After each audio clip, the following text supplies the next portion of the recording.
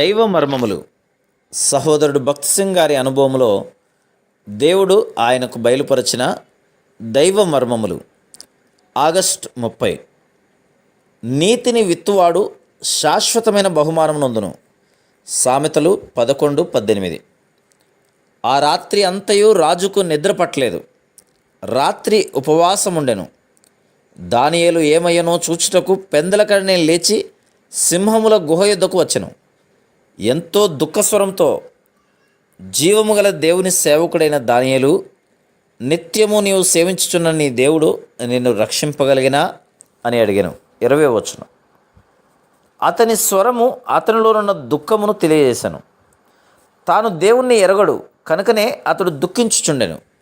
ఏమో, ఎవరికి తెలుసు, దానియేలును సింహములు తినివేసి ఉండేనేమో అని అతడు తలంచుచుండెను. సజీవుడైన దేవుడు మనతోనున్నప్పుడే మనకు నిజమైన విశ్వాసం ఉండును. లేకపోయినట్లచో మన హృదయములు భీతి, కలవరము, సందేహములతో నిండి ఉండును. దానియేలు, రాజా, ఆయన తన దూతను పంపించి సింహములు నాకు ఏ హాని చేయకుండా వాటి నోర్లు మూయించెను అని జవాబిచ్చాను. 22వ వచనం.